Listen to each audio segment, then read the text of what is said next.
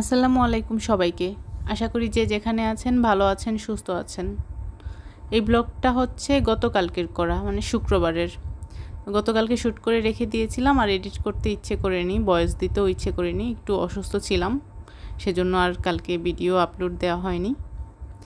তো এটা হচ্ছে গতকালকের ব্লগ। ব্লগের শুরুতেই যে আয়নাটা দেখতে পেয়েছিলেন আর যেই জায়গাটা এখন দেখতে পাচ্ছেন, এটা হচ্ছে আমাদের বাসার সবচাইতে পছন্দের জায়গা আমার। এই যে এখন যেটা দেখতে পাচ্ছেন সেটা হচ্ছে সিলিংয়ের ডিজাইনটা, কাঠ দিয়ে কাজ করা। যদিও বা আমাদের পুরো বাসাটাই কাঠের রাজ্য বলা যায়, চারোদিকেই কাঠ আর কাঠ, কাঠ দিয়ে কারুকাজ করা। তবে এই জায়গাটা আমার বিশেষভাবে ভালো লাগে, কেন ভালো লাগে জানি না, আর ভালো লাগে বলেই আপনাদের সাথে শেয়ার করছি। আর আমি দেখতে পাচ্ছেন একদম মুখটুক ডেকে রেখেছি, কারণ আমি একটু আগে মাথায় তেল দিয়ে ভূত সেজেছিলাম। এখন প্রায় 11:30 বাজে সকাল।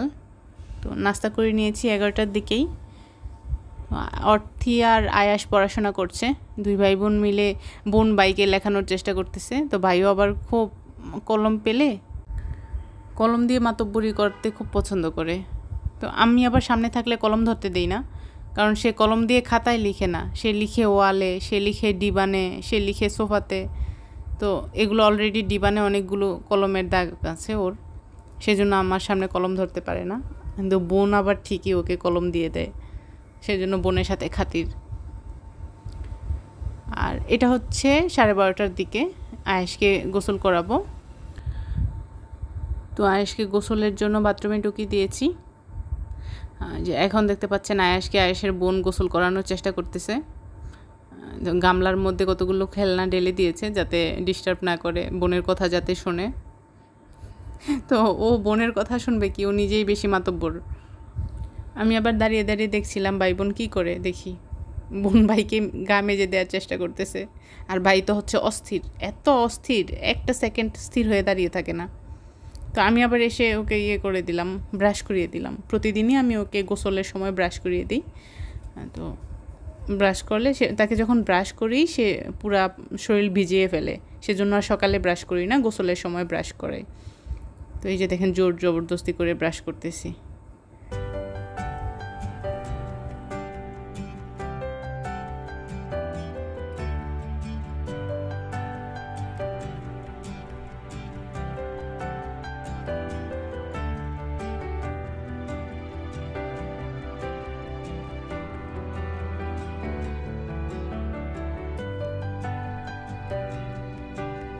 আয়াশকে গোসল করিয়ে আমি রান্নাঘরে এসে দেখি বাপির সব রান্না শেষ। তো একটা শুধু মাছ বোনা বাকি ছিল, ওইটাও শেষ, নামিয়ে ফেলবে এখন। তো আমি আর কোনো রেসিপি শেয়ার করতে পারলাম না আপনাদের সাথে। এখন হচ্ছে আমাদের লাঞ্চ টাইম। ভাইয়া আর আহনাফ জুমার নামাজ পড়ে চলে এসেছে, তো আমরা সবাই একসাথে লাঞ্চ করব। বাবি আজকে রান্না করেছে হচ্ছে কবুতরের বাচ্চা, তারপর হচ্ছে ছোট্ট মাছ কি যেন, বাবিকে জিজ্ঞেস করলাম এই মাছের নাম কি, বাবি বলল বাতাসি মাছ। তারপর এটা আয়েশের বাবা বলে কি যেন বাঁশপাতা মাছ। তো এক একজনের এলাকায় এক এক রকম নাম বলে। তো আর সাথে আছে ডাল, চালতা দিয়ে ডাল, আর হচ্ছে পেঁপে ভাজি ডিম দিয়ে, আর এটা হচ্ছে রুই মাছ বোনা। আর আরেকটা শাক আছে, এটা হচ্ছে কি যেন চাল কুমড়া শাক। তো এগুলোই হচ্ছে আজকে আমাদের দুপুরের লাঞ্চ আইটেম। তো আমরা কিন্তু নর্মালি যখন আমরা নিজেরা লাঞ্চ করি বা খাবার খাই, তখন কিন্তু হাঁড়ি পাতিল টেবিলে নিয়ে এসে পড়ি। তো এটা যদি কারো দেখতে বিরক্ত লাগে প্লিজ একটু অ্যাভয়েড করবেন।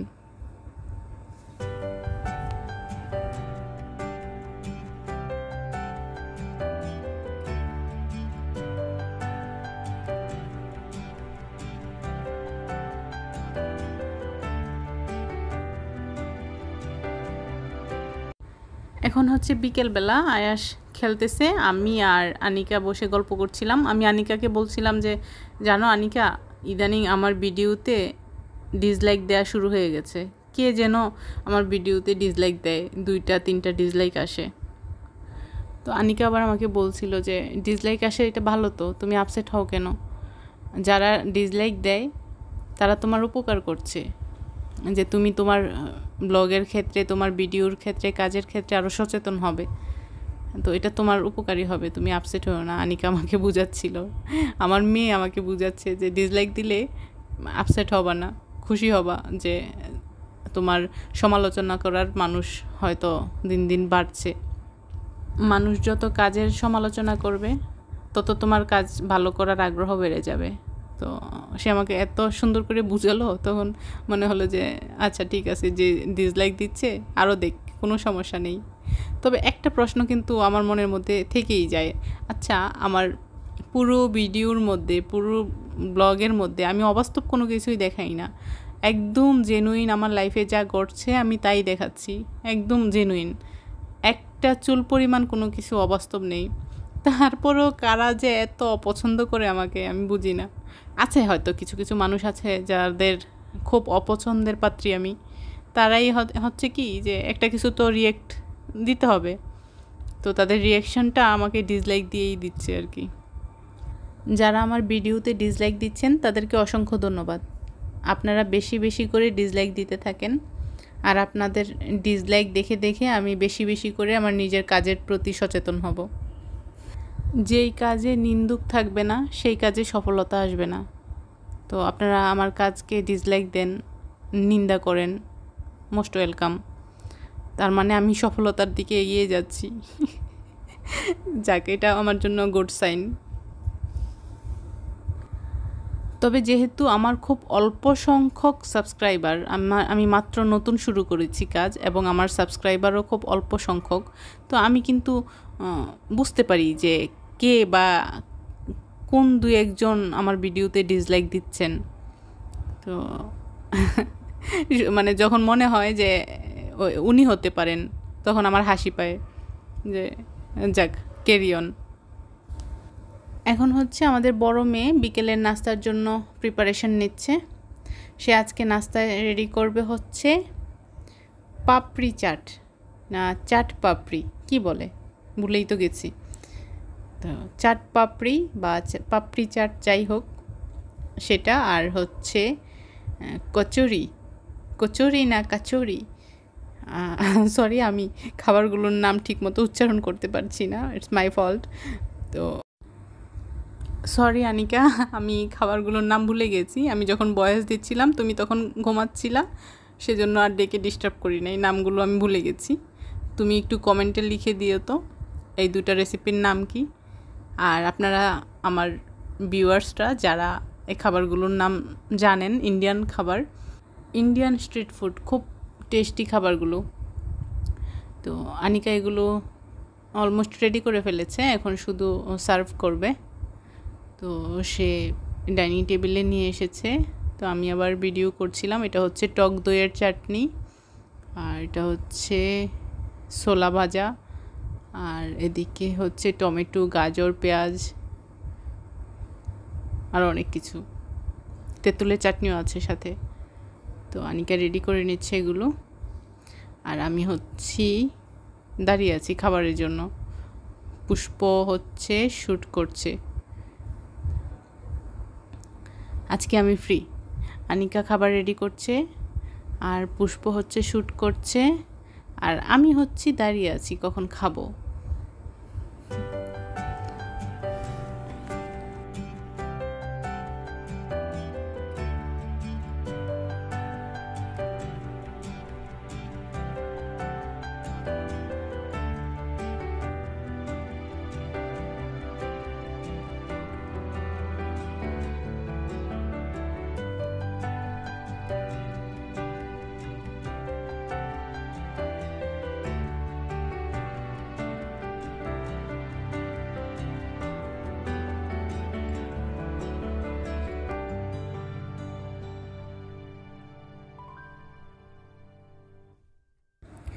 আমাদের মেয়েটা আসলেই অনেক মজার মজার খাবার রান্না করতে পারে।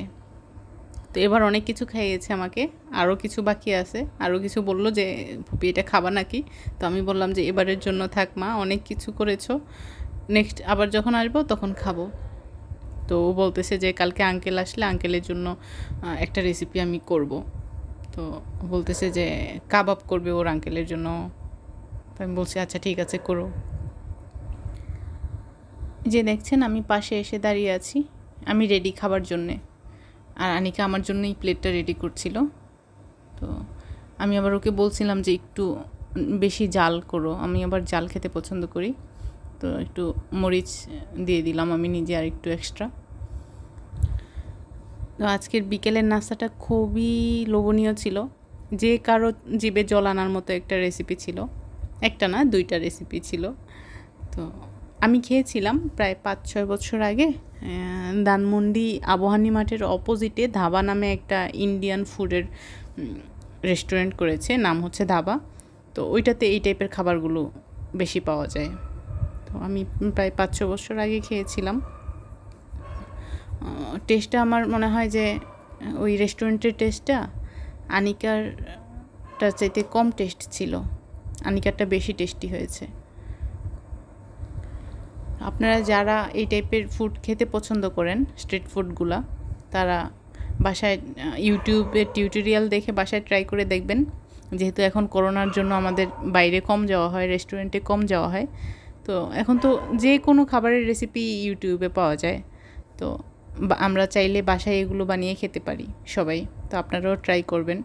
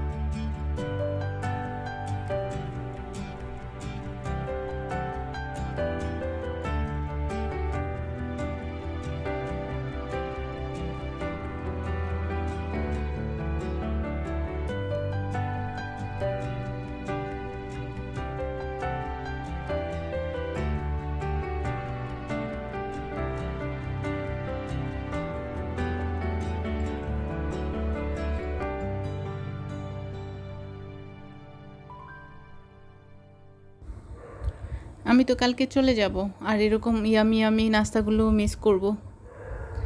নিজে এত টেস্টি খাবার রেডি করে খেতে পারবো না, কারণ আমারগুলো তত বেশি একটা ভালো হয় না, এরকম পারফেক্ট হয় না। তো এখন এই যে দেখছেন আমি এক হাতে মোবাইল ধরে শ্যুট করছি, আর এক হাতে হচ্ছে এটাকে ভাঙার চেষ্টা করতেছি, কচুরিটাকে ভাঙার চেষ্টা করতেছি, হচ্ছিল না। তারপর আবার আনিকা আমাকে হেল্প করলো, ভেঙে দিল।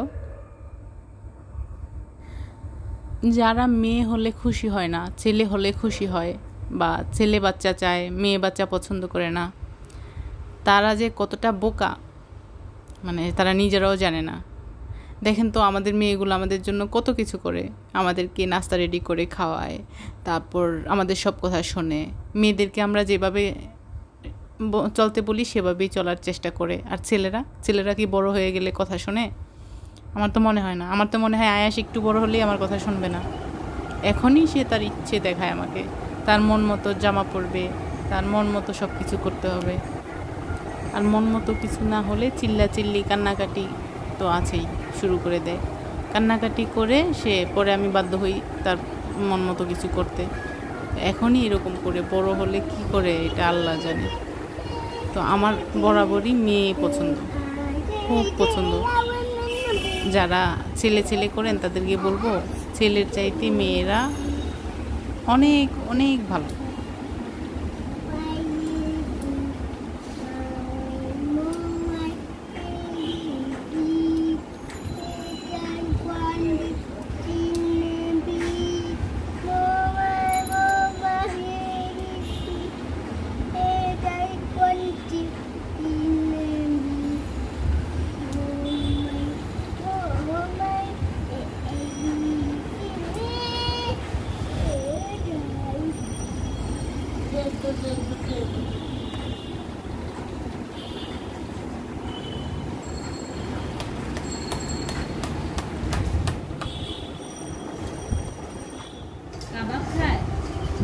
তো এখন হচ্ছে রাত্রেবেলা, সে আবার পড়াশোনা করতে বসে গেছে।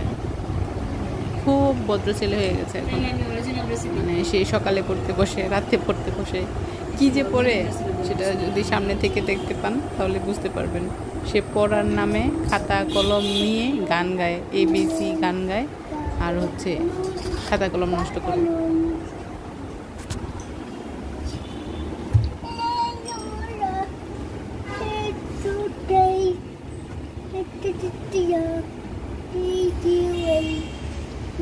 আমার ঘরে রংপুরের ফ্রেন্ড আছে, দুটো কর্মী। আমরা বার্গার খেতে যাই না, স্টকসের সবচেয়ে ভয়াবহ জাল বার্গারটা যেটা, এটা খাইয়া ভালো জাল লাগে না। মানে বোম্বাই মরিচ দেওয়া লিখছে খায় আর কয় তোমরা ঝাল খাইতে শিখো নাই, জাল খাইতে শিখো নাই। আমি কত লাগে মজা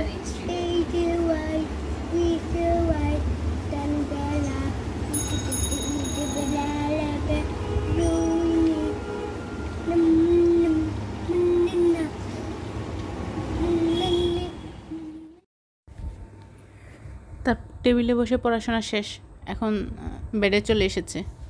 বেডে এসে মোবাইলের সাথে পড়াশোনা করছে। তো এই যে সে দেখছেন আঙুল দিয়ে খেলছে, সে কিন্তু আঙুল দিয়ে খেলছে না, সে আঙুলের সাহায্যে অ্যালফাবেটগুলো লেখার চেষ্টা করতেছে। সে একটু খেয়াল করলে আপনারা হয়তো দেখতে পাবেন যে সে দুইটা আঙুল দিয়ে, তিনটা আঙুল দিয়ে A লিখতে পারে, B লিখতে পারে। তো এখানে ক্লিয়ারলি বোঝা যাচ্ছে না বা ঠিকমতো করছে না, মোবাইলে কিন্তু অ্যালফাবেটগুলো বলছে, তো ও সাথে সাথে এইগুলো আঙুল দিয়ে লেখার চেষ্টা করতেছে। এই যে ও লিখছে, এই যে এটা হচ্ছে ও, এই যে এটা হচ্ছে P, এই যে এটা Q, এটা কি এটা বুঝি না। তো সে এগুলো লিখতে পারে, আঙুলের সাহায্যে এগুলো লেখার চেষ্টা করে। তো আমার এই জিনিসটা খুব ভালো লাগে, সেজন্য রেকর্ড করে রাখলাম।